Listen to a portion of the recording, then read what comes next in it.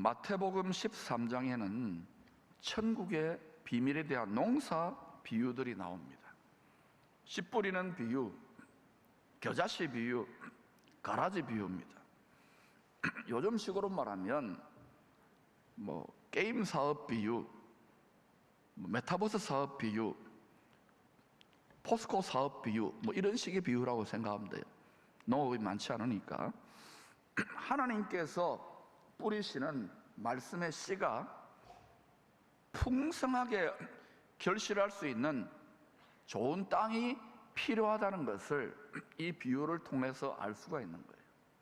꼭 농사만이 아니에요.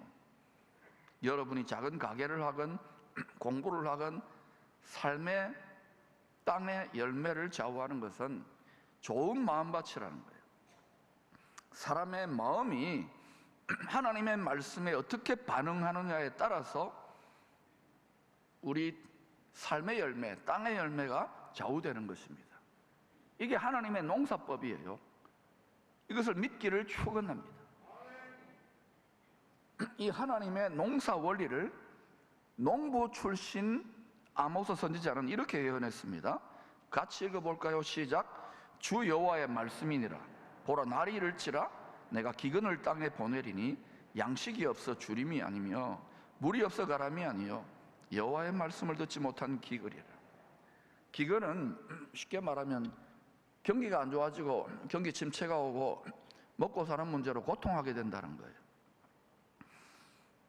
이유가 뭐냐? 성경적 이유는 뭐냐면 하나님의 백성들이 또는 세상 사람들이 여호와의 말씀을 듣지 못한 기갈이라. 말씀을 많이 듣고 있잖아요. 그런데 진실로 믿고 좋은 마음밭을 예비하느냐는 거예요. 순종의 삶을 살려고 하나님의 능력을 의지하느냐는 거예요. 아무리 상처나고 방황했던 사람이라 하더라도 말씀을 듣는 좋은 마음밭을 예비할 수 있다 그러면 영원하신 하나님의 복된 말씀의 능력대로, 약속대로 풍성한 삶의 열매를 결실할 수 있습니다. 영혼과 육신으로 결실하게 되는 거예요. 이거를 믿는 것이 신앙생활입니다. 예수 믿으면 천국 갑니까? 이거는 너무 쉽게 아멘 아멘 해요. 주 예수와 동행하니 그 어디나 하늘나라, 그것도 천국 아닙니까? 마음밭 예비해야 됩니다.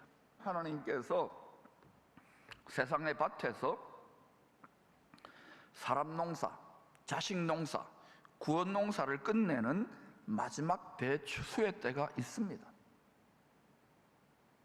성경은 수도 없이 말하고 있습니다. 육신을 따라 생각하고 육신을 따라서 육신이 전부다, 세상이 전부다 그냥 살아가면 성경이고 믿음이고 다 아무 소용없을 것으로 느껴요. 그러나 부활이 있고 천국이 있고 영생이 있고 살아계신 하나님, 사랑의 하나님이 계십니다. 반드시 그가 계신 것과 굳게 붙잡아야 돼요. 더 많은 미혹이 있더라도 굳게 붙잡아야 돼요. 마음밭에 뿌려진 말씀의 씨가 잘 자라나서 예수님을 쏙 빼닮은 속이 꽉 찬 알곡 영혼이 되면, 잘 자라나면 추수되어서 천국의 곳간에 보존되어질 것입니다. 안식하게 되는 거예요. 반대로 이 세상의 밭이 마지막 대추수를 위한 타작마당같이 변화될 때, 타작마당같이 됩니다. 불순종한 영혼들은 풀무불에 던져질 것이라고 거듭거듭 말씀합니다. 타작마당이 뭐냐? 농부와 추수꾼들은 가라지 비유해 보니까 천사들이에요. 도리깨질을 한다는 거예요. 알곡과 가라지를 가려내는 것입니다. 룻기는 시어머니 나오미와 며느리 룻의 이야기입니다. 하나님의 백성들이 흉년 때 믿음으로 약속의 땅을 지키지 못하고 세상에 가서 살았습니다. 우리식으로 말한다면 경제가 어렵고 먹고 살기가 힘들 때 교회 떠나버리고 믿음 떠나버리고 세상 사람들과 똑같이 믿음을 포기해버리는 거예요. 낙심해서 방황하는 거예요. 지금요 한국 교회나 전 세계 거꾸로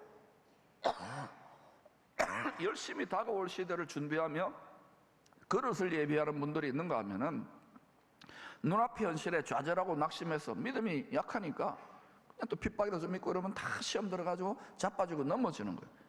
그러니까 빈익빈 부익분 영적인 현상에서 똑같이 일어나는 거예요.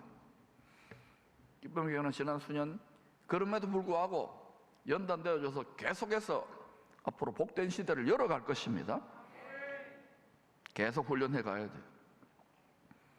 이 불순종의 징계로 나오미 가족의 남편과 두 아들이 죽습니다. 졸지에 과부가 3명이 생긴 것입니다. 이들 세 여인의 이름에는 예언적인 뜻이 포함되어 있습니다. 그냥 우연히 성경에 쓰여 있겠지? 아니에요. 하나님은 머리털 하나까지도 철저한 하나님의 섭리와 계획 속에 일하고 계셔요. 나오미는 기쁨, 따라합시다. 기쁨. 룻은 친구, 동반자. 오르바는 목의 뒷부분, 따라합시다. 목의 뒷부분. 이 뒷부분이라는 뜻이 있는 거예요. 나오미는 이름은 기쁨인데, 이름은 기쁨의 교회인데 마라의 쓴물 같은 고통스러운 삶을 살았습니다. 이 나오미가 이제 징계를 받고 친구 같은 며느리, 동반자가 되어줄 며느리 룻을 통하여 기쁨을 다시 회복하게 되는 거예요. 복음은 기쁜 소식입니다. 여러분, 이 폐역하고 하나님 말씀을 대적하는 세상 속에서 모든 지각에 뛰어난 기쁨이 솟구쳐 나와야 돼요. 시험과 연단 속에서 기뻐하는 것이 복음의 능력이에요. 승리자의 기쁨이에요. 바울은 순교를 앞두고 감옥 속에서 기뻐했어요. 너희가 여러 시험을 당하고 온전히 기쁘게 여기, 이것이 진실된 알곡 성도의 능력인 거예요. 조금만 힘들고 상처나고 시험 들면 바로 주저앉고 삐져버리고 안 믿겠다고 그러고 얼마나 우리가 약해졌습니까? 그러나 기쁨의 교회는 해내고 있습니다. 여러분이 잘하고 있어요. 저보다 목사보다 훨씬 믿음 좋은 분들도 많아요. 야, 저 정도 되면 좌절하고 낙심하면 아니야. 계속 전진하는 거예요. 기뻐하는 것이 능력인 거예요. 원수가 두려워 떠는 거예요. 할렐루야. 기쁨이 회복될 거예요. 반면에 오르바는 곧은 목이 곧은 백성 아닙니까? 우리가 목의 뒷부분을 보인 채로 시어머니의 하나님, 우리가 믿는 하나님 이스라엘 하나님과 같습니다. 이스라엘 하나님을 버리고 세상으로 가버리는 거예요. 명목상의 믿음으로 끝나는 거예요. 이 세 여인들은 지금도 있고 또 장차 마지막 대추수 때에 나타날 새 유형의 교회, 새 유형의 성도들에 대한 예표라고 할 수 있습니다. 나오미는 예수를 메시아로 믿게 될, 구세주로 믿게 될 이스라엘의 남은 자들입니다. 지금 갑자기 이런 일이 21세기 들어서 일어나고 있어요.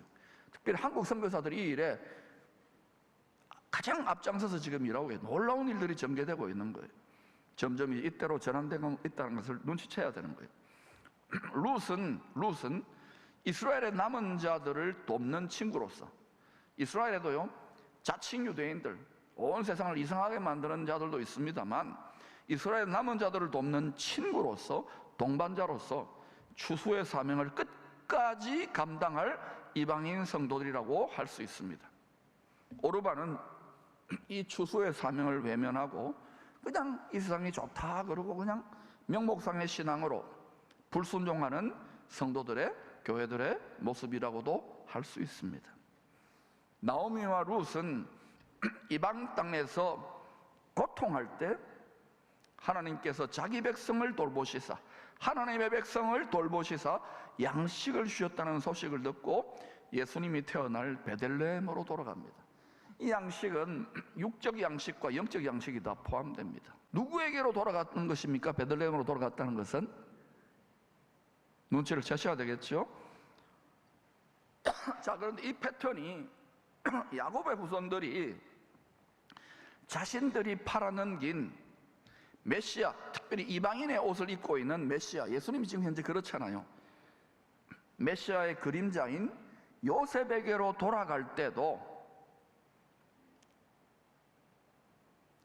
큰 흉년의 때 양식을 얻기 위해서 돌아갔죠.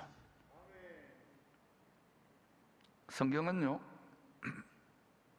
마지막 대추수를 위하여 온 세상이, 이스라엘 예루살렘이 타작마당의 핵심 중심지지만 온 세상이 대추수를 위한 타작마당같이 될 것을 반복 예언하고 있습니다. 진짜 그런 여러분이 살펴보세요. 이때 어떤 일이 일어날 것 같습니까? 추수꾼들이 농부하고 도리깨질을 하는 타작기계, 이스라엘 타작기계처럼 되는 거예요. 이전에는 톡톡이를 떨었다면 타작기계 콤바인으로요 확 휩쓸으면요 이게 엄청난 추수가 일어나는, 지금은 아니에요. 지금은 살살 하나씩 줍는 때고, 타작 마찬가지 될 것을 예언하고 있어요. 이때 일어날 일은 성경을 통하여 예측해보면 양식, 즉 먹고 사는 문제, 경제 문제가 뭐 지금도 중요하다 그러지만 그때는요 생존에 굶어 죽는 거야. 온 세상의 우선적인 관심사가 될 것을 예측할 수 있습니다. 반복되는 패턴이니까. 그래 안 하면 굴복 안 해요, 하나님 말씀에. 이때 먹고 사는 문제, 양식 문제, 경제 문제는 물론, 육의 필요는 물론이고 영혼의 구원을 위한 주님의 돕는 은혜를 받을 수 있는 복된 소식, 기쁜 소식, 복음의 말씀이 이 룻기에 숨겨져 있어요. 성경 전체에 숨겨져 있지만 룻기에 잘 숨겨져 있어요. 나오미와 룻은 보리와 밀 추수를 시작할 때 오순절에 약속의 땅으로 돌아갔습니다. 이게 왜 오순절인지, 보리와 밀 추수가 무엇인지를 이제 계속해서 여러분 들어야 돼요. 레위기에서 23장은 이스라엘 백성들이 약속의 땅을 정복하고 믿음으로 정복하고 들어갔을 때 정착하여 농사를 짓는 7절기를 통하여 때를 따라, 이 시대의 때를 따라 구원의 역사를 이루어 가시는 하나님의 뜻을 계시하고 있습니다. 자, 그러면 이스라엘 농사는요 봄에 봄농사 작물이 있고 가을에 가을농사 작물이 있습니다. 자, 그러면 공부해 보십시다. 봄농사의 주작물은 뭐냐면 보리와 밀입니다. 시작. 보리와 밀. 가을에 또 날씨가 달라지니까 가을의 농사는 뭡니까? 바로 올리브와 포도입니다. 시작. 올리브와 포도. 요거를 알아놓으면 성경이 이제 환하게 열리기 시작해요. 자, 그러면 봄농사입니다. 하늘의 밀이 땅에 떨어지는 6월절 떨어졌죠. 예수님이 땅에 떨어진 하늘의 밀이 온 세상 죄에 대해 죽는 무교절, 그리고 죽은 밀알 예수님이 부활의 첫 열매가 되어 앞으로 예수 믿는 많은 자들의 처음 익은 열매, 초태생으로 부활의 첫 열매가 된 초실절, 첫 초자, 열매 실자, 절기절자, 이로부터 50일이 지난 오순절의 날에 성령의 권능이 이런 비와 같이 쏟아 부어져 보리와 밀 추수가 이어지는 여름 4개월 동안 계속 추수되는 거예요. 여름이 있는 거예요. 이제 봄 다음에 여름 동안 추수하는 거예요. 그래서 뭐 여름에 얼음 냉수같이 주인의 마음을 시원케 한다, 다 복음 전하는 추수의 사명을 감당하는 걸 말하는 거예요. 지금은 여름 이방인 알곡 영혼 추수에 끝무렵쯤 와 있어요. 끝무렵쯤. 뭐 내일이 끝난다 이건 아니지만은 이 세상 돌아가는 것이나 말씀을 보면 알 수가 있는 거예요.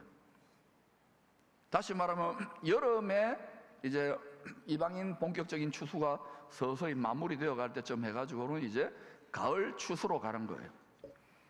이방인 알곡 영혼의 충만한 수가 차게 되면, 로마서 11장 25절 26절 읽어보세요.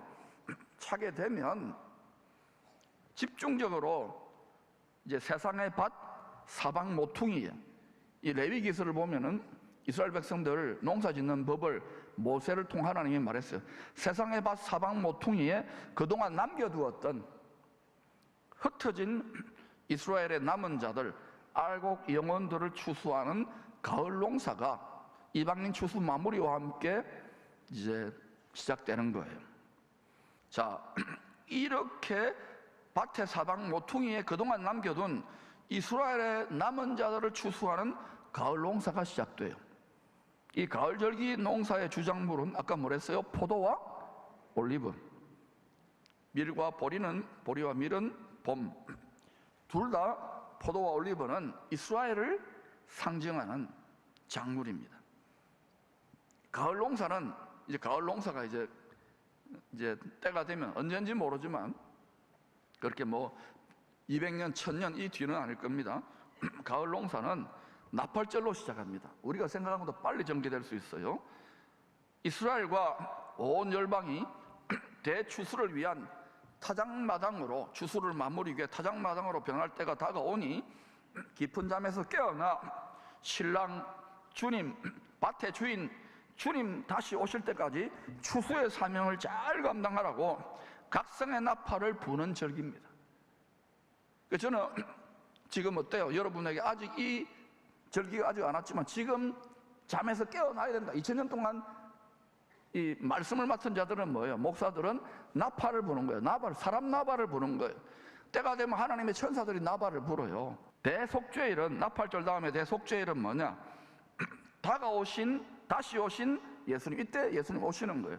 다시 오신 예수님이 말씀의 법, 이게 법전이에요. 말씀의 법을 기준으로 심판과 구원을 판결하는 날입니다. 이전에 거룩한 처소에 멸망에 가증한 것이 서게 될 거예요. 왜? 그리스도를 대적해야 되니까. 환하게 꿰뚫어야 돼요. 여러분, 사단의 별명은 세상 임금 아닙니까? 예수님은 만왕의 왕, 하늘과 땅의 모든 것을 다 권력을 움켜쥐는 임금이고, 여러분이 세상 임금이면 가로막아야 될 거 아닙니까? 이 권력 투쟁이 일어난다는 거예요. 안 일어났으면 좋겠지만 일어납니다. 그걸 해산의 진통이라 그런 거예요. 그걸 통해서 아기가 태어나는 거예요. 참사랑과 기쁨에 주님이 다스리는 그 나라가 이제 속히 오는 거예요. 이 복된 소망을 말씀과 세상을 통해 확실하게 붙들어야 돼요. 우리 자녀들까지 가르쳐야 돼요. 능력으로 가르쳐야 돼요. 할렐루야. 그런데 이것이 육신의 생각과 세상의 생각에 결박되어 있는 성도들이나 사람들에게는 이게 안 보여요. 그래서 자꾸 가르쳐야 되는 거예요. 듣든 안 듣든. 아멘. 수장절은 뭐냐? 대속죄일 날 이 말씀의 법을 기준으로 심판과 구원이 판결되어지는 날이고요. 수장절은 그때 대추수를 통한 구원받은 이스라엘과 이방인 알곡 영혼들이 함께 뭐라고요? 함께 농부의 곡간에 들어가 안식과 기쁨을 누리는 때입니다. 이 땅에 참사랑과 기쁨의 그 나라가 오게 되죠. 그리고 이 나라를, 하나님이 시론살림 같은 나라를 잠깐 예수 그리스도 통해서 하루가 천년같이 맛보게 하시고 그 나라를 아버지께 돌림으로 영원한 아버지의 나라가 펼쳐져요. 수장절, 그 다음에 농사가 마쳐지잖아요. 룻은 오순절 이후에 여름 동안, 그리고 이제 추수를 다 마치는 가을절기까지 보아스의 밭에서 그 밭을 떠나지 아니하고 이삭 줍는 일을 열심히 감당했습니다. 이 떨어진 이삭은 뭡니까? 알곡 영혼들이에요. 사람의 영혼이에요, 영혼. 이스라엘의 남은 자 나오미의 친구로 세상의 밭에서 알곡 영혼을 추수하는 일에 최선을 다했다는 것입니다. 알곡 영혼을 추수하는 것도 이제 귀한데 지금 했잖아요. 근데 이제는 하나님께서 가을 절기로 점점 세상의 밭이 이전하기 때문에 그쪽을 나오미, 이스라엘 남은 자들과 좀 기도하면서 거들어가면서 우리 사명을 감당해야 되는 거예요. 영원한 천국을 기업으로 상속해 주실 그리스도의 예표인 밭의 주인 보아스, 예수님이라고 생각하면 돼요. 예수님이 룻이 하는 행실을 보고 이삭을 계속 줍는, 영혼을 줍는 일을 계속 하니까 감동합니다. 크게 감동해서 룻에게 온전한 상을 주어라, 호의를 베풀고 큰 은혜를 베풀어요. 보아스는요, 룻에게 배불리 먹고도 남을 정도로 큰 은혜를 베풉니다. 때를 따라 도우시는 은혜가 있잖아요. 가을 절기 때도 때를 따라 도우시는 은혜가 하늘지성소 은혜의 보좌에서 임하는 거예요. 추수꾼들에게 곡식 다발에서 조금씩 뽑아서 밭에 흘려 날이 저물 때까지 일할 수 있도록 배려합니다. 어느 정도로 배려했느냐? 어느 정도로 큰 애를 줬냐? 오르바 같은 자들이 많으니까 룻에게 하루에 보리 한 에바 1리터 생수병 22개의 양을 하루 만에 이런 양을 추수하는 거 알고, 영혼들 다 하는 게 아닙니다. 여러분, 생수병 여기 한쪽에 11개, 한쪽에 11개 1리터짜리 들고 여러분이 이 며느리 룻이 시어머니 나오미한테 간다고 생각해 보세요. 이 장미란 선수 정도 되어야지 되지. 이게 들기가 배 터져 죽는 거예요. 이 과부가 말이죠. 엄청난 양을 축복해 버리는 거예요. 한국 교회가 대한민국이 여기에 정렬돼야 되는 거 아니겠어요? 역사를 보면은요, 그렇게 세상이 돌아가요. 이제 우리나라 차례인 줄로 믿습니다. 기쁨의 교회 차례인 줄로 믿습니다. 자꾸 듣다 보면은 이치가 터져요. 남는 것은 선한 일을 위해서 베풀었을 것입니다. 여러분, 복음을 여러분이 전하려고 생활선교하면요, 바로 자기의 영역을 침범당하니까 원수가 불화살을 쏘아요. 시험 들고 상처받고 고통하고 낙심하는 건 정상적인 일입니다. 그래서 눈물을 흘리며 씨를 뿌리는 거예요. 복음의 씨를 뿌리는 거예요. 포기하면 안 돼. 눈물을 흘리며 씨를 뿌리는 거예요. 독종보다 강한 것은 온전한 순종이에요. 그렇게 하면은 때가 되면 역전이 일어나요. 왜냐? 성령의 권능이 점점 덧입어지기 때문에. 그 과정에서 내 중심으로 살았던 내 마음이 할례를 받고, 말씀의 칼로 할례를 받고, 그때 예수의 옷, 하나님의 전신갑주 성령의 권능을 덧입기 때문에 그때부터 역전이 시작되는, 갑절의 원년이 되는 거. 할렐루야. 그럼 하나님 어때요? 잘하니까, 기쁨의 교회 잘하니까, 여러분 잘하니까, 이 추수꾼이 뭐냐면 천사입니다. 천사. 가라지 비유를 보시면 천사들 보고, 야, 저 기쁨의 성도들 잘하니까 뽑아놔. 이렇게 알고 이거 던져놔. 저기 양덕동 가도 있고, 저 효자동 가도 있고, 저 죽도시장 가도 있어. 주워 담는 거예요. 그런데 문제는 뭐냐면 다 마음이 콩밭에 가 있는 거예요. 하나님 아버지는 자신의 영의 자식들을 찾는 일에 가장 최우선 관심사를 두고 있는데 마음이 엉뚱한 데 가 있는 거예요. 그러니까 아버지가 쏟아 부어주고 싶어도 쏟아 부어줄 수 없는 거예요. 이름만 허울 뿐인 그런 교회와 성도들 되어서는 안 되는 거 아닙니까? 그래서 생활선교, 지상명령, 복음을 전하는 우리가 살 길이고, 우리 자녀들이 대대로 하나님의 영광의 천대까지 나아가는 길인 줄로 믿습니다. 보아스는 추수를 다 마치기까지, 대추수는 세상 끝나라고 해서 다 마치기까지 자기 밭에 머물라고 합니다. 전능자의 그늘, 기업 물을 자의 그늘에 거하는 거예요. 추수한 일꾼들은 헌신되는 사람들이거나 천사들일 수도 있겠죠. 그 가까이에 있으라고 명합니다. 룻은 추수를 다 마칠 때까지 나오미와 함께 거주하다가 보아스와 결혼하여 약속의 땅을 영원한 기업으로 다시 되찾는 천국의 공동 상속자가 되는 거예요. 나오미에게 우리는 젖붙여진 거예요. 이스라엘에 우리는 젖붙여진 거예요. 할렐루야. 앞으로 마지막 대추수가 시작될 때는 성경대로 온 세상이 이스라엘, 예루살렘을 중심으로 타작마당같이 될 것입니다. 농담으로 여기면 안 됩니다. 언젠지는 모르지만 세계 정세를 보세요. 말씀을 보세요. 이때 어떻게 해야 우리가 전능자의, 기업 물을 자의 보호를 받으며 축복의 통로로 계속 우리 자녀 대대로 쓰임받을 수가 있을까요? 룻과 같이 나오미의 친구로서 지상 명령에 충성하는 것이 전능자의 그늘 아래 보호를 받고 풍성한 삶뿐만 아니라 흘려보낼 수 있는 하나님의 복이 임할 수밖에 없는 삶의 비결이라는 것을 깨닫고, 이 말씀을 굳게 붙잡고, 원수가 시험하고 도전하던 굳게 붙잡고 계속 끝까지 온전한 순종의 길을 걸어갈 수 있기를 축원합니다. 따라합시다. 독종보다 강한 것은 독사입니다. 독사. 우리의 원수는 독종보다 강한 것은 온전한 순종입니다. 온전한 순종으로 나아가면 독사가 물었기 때문에 독이 스며들어요. 낙심과 상처와 쓴뿌리들도 뽑혀지고 두려움도 뽑혀지고 우리가 빼앗긴 들 뽑혀지고 하나님이 여러분의 삶에 갑절의 은혜가 갑절의 능력이 임할 줄로 믿습니다.